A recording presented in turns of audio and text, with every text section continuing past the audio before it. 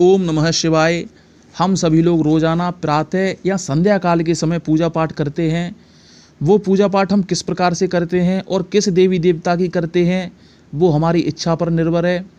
कुछ लोग पूजा करते समय कहते हैं कि हम पूजा पाठ इसलिए नहीं करते क्योंकि हमें पूजा से संबंधित किसी भी प्रकार की कोई जानकारी नहीं है, उसके नियमों को हम जानते ही नहीं हैं, इसलिए हम पूजा पाठ नहीं करते।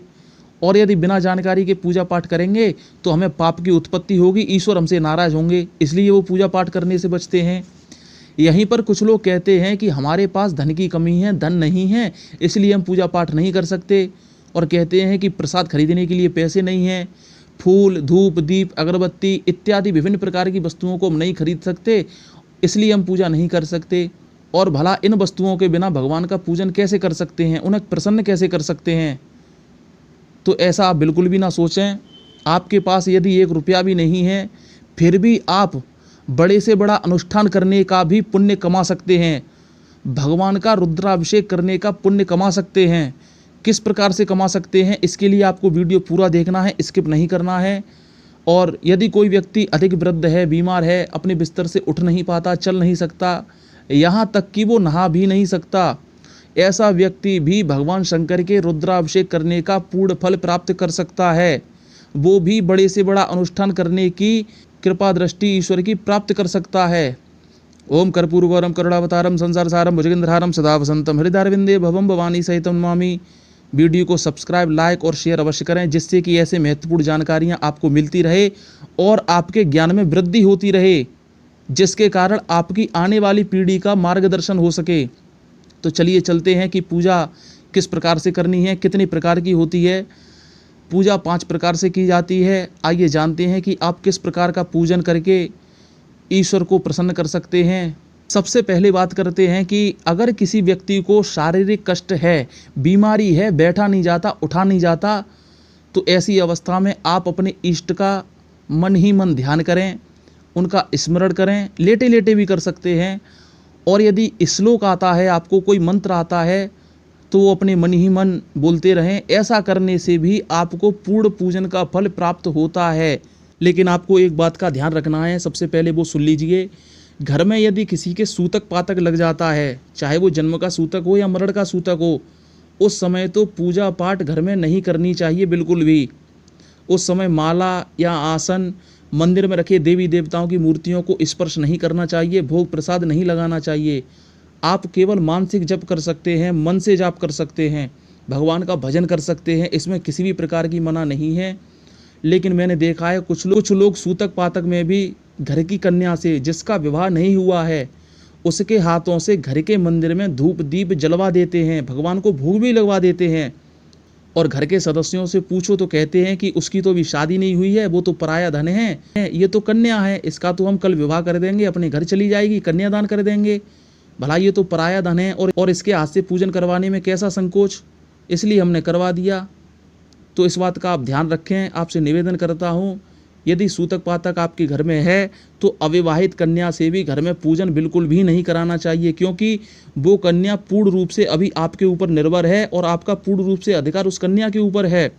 अभी ना उसके घर का पता है और ना वर का पता है। ये बात सही है कि वो पराया धन है, लेकिन अभी तो वो आपका ही धन है, इसलिए अभी आप उससे भी पूजा ना करवाएं। अगर आप ऐसा करवाते हैं तो अत्यंत दोष की उत्पत्ति होगी, जिसकी निवृत्ति कर पाना बहुत ही कठिन होगा। और कुछ लोग घर में ऐसे होते हैं कि घर में पूजा करने बैठो तभी घर का कोई व्यक्ति या महिला क्लेश आरंभ करते हैं। घर के सभी कार्य करने के लिए उसी समय उस व्यक्ति या महिला से कहेंगे जो पूजा करने बैठा है कि ये कर लो या वो कर लो। पूजा करने वाले का मन उचट जाता है, ऐसे में उसका मन नहीं लगता।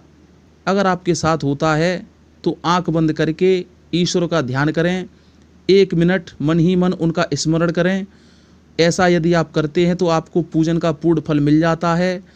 चाहे आप रोज़ाना ईश्वर को स्नान कराते हों, भोग प्रसाद लगाते हों, अगर ऐसी स्थिति किसी दिन आ जाती है और इस क्लेश के कारण आप धूप दीप या भोग नहीं लगा पाते, ईश्वर का स्नान नहीं करा पाते, तो 1 मिनट केवल आंख बंद करके ईश्वर का ध्यान करें। ऐसा करने से आपको स्नान का, भोग प्रसाद लगाने का पुण्य फल मिल जाता है, इसमें बिल्कुल भी आप संदेह ना करें। कुछ लोग और भी कोई कारणवश पूजा नहीं कर पाते, कहीं बाहर चले जाते हैं, किसी काम के कारण सुबह जल्दी जाना पड़ सकता है, तो केवल मन में आप कल्पना करें कि आप अपने ईश्वर को स्नान करा रहे हैं, दूध दही से स्नान करा रहे हैं, फल फूल धूप दीप भी आप चढ़ा चुके हैं। मन ही मन आप ऐसा सोच लें ईश्वर के बारे में। केवल इतने चिंतन मात्र से भी आपको वास्तविक पूजा करने का फल मिल जाता है। ये भी ग्रंथ में लिखा हुआ है, इसमें भी आप बिल्कुल संकोच ना करें। और इस प्रकार की पूजा आप कहीं भी बैठकर कर सकते हैं, लेकिन जिस स्थान पर आप बैठकर करें वो स्थान साफ सुथरा शुद्ध होना चाहिए, तभी आपका पूजा करने में मन लगेगा। जिन लोगों के पास धन की कमी है, वो चाहते हैं कि हम रुद्राभिषेक करें या भगवान को स्नान कराएं विभिन्न प्रकार की वस्तुओं के माध्यम से, तो आंख बंद करके अपने मन में ये विचार करें कि मैंने भगवान शंकर को या शिवलिंग पर 1 बाल्टी दूध, 1 बाल्टी दही, 1 बाल्टी शहद चढ़ा दिया है, और ओम नमः शिवाय का जाप करते रहें। केवल मन ही मन आपको ऐसा विचार करना है, सोचना है आंखें बंद करके। तो ऐसा करने से भी आपने जो मानसिक चिंतन किया है दूध दही चढ़ाने का, वो दूध दही आपको वास्तविक तौर से चढ़ाने का पुण्य फल मिल जाता है और आपको ईश्वर का आशीर्वाद प्राप्त होता है। अगर किसी व्यक्ति को पूजा करने की कोई जानकारी नहीं है, किसी भी प्रकार के उसे नियम नहीं मालूम, और मान के चलो वो सोचता है कि पहले फल चढ़ाना चाहिए कि फूल चढ़ाना चाहिए, धूप बत्ती जलाएं पहले कि अगरबत्ती जलाएं, क्या करें, वो इन समस्याओं का निराकरण नहीं कर सकता। तो आपको कोई भी वस्तु पहले चढ़ा देनी है, किसी भी प्रकार का संकोच नहीं करना है। चाहे आप पहले धूप बत्ती जलाएं या दीपक जलाएं, पहले प्रसाद चढ़ाएं या बाद में चढ़ाएं, किसी भी प्रकार से कोई फ़र्क नहीं पड़ता। मैं तो यहाँ तक कहता हूँ कि यदि आप कृष्ण भक्त हैं और कृष्ण जी की पूजा करते हैं और कृष्ण जी का आपको कोई मंत्र नहीं मालूम, तो उनके सामने आप भगवान शंकर का भी मंत्र बोल सकते हैं, माता दुर्गा का भी मंत्र बोल सकते हैं, गणेश भगवान का भी मंत्र बोल सकते हैं। किसी भी प्रकार का कोई दोष नहीं लग सकता, यहाँ तक कि आपको ईश्वर का आशीर्वाद ही प्राप्त होगा। क्योंकि ईश्वर तो केवल अपने भक्त का भाव देखते हैं, उसके मन को देखते हैं, उसकी परिशुद्ध भक्ति को देखते हैं। ईश्वर को दिखावा बिल्कुल भी पसंद नहीं होता। और भागवत पुराण में भी लिखा है कि निर्मल जनमन सोई मोहि भावा, छल कपट छिद्र मोहि तनिक न भावा। यानी कि ईश्वर को केवल निर्मल मन वाले, शुद्ध मन वाले ही व्यक्ति भाते हैं। छल कपट धोखा उनको बिल्कुल भी पसंद नहीं होता और दिखावा भी बिल्कुल पसंद नहीं होता। अगर इस प्रकार की पूजा भी आप नहीं कर सकते, तो मैं आपको एक स्तुति बताता हूँ, केवल 1 मिनट का समय लगता है। आप इस स्तुति को कहीं भी बैठकर बोल सकते हैं, घर में बोलें, बाहर बोलें, मंदिर में बोलें, किसी भी मंदिर में बोलें, लेटकर बोलें, बैठकर बोलें, उठकर बोलें, कैसे भी आप बोल सकते हैं। इस स्तुति में सभी प्रकार के देवी देवताओं का नाम आ जाता है। चलिए आरंभ करते हैं।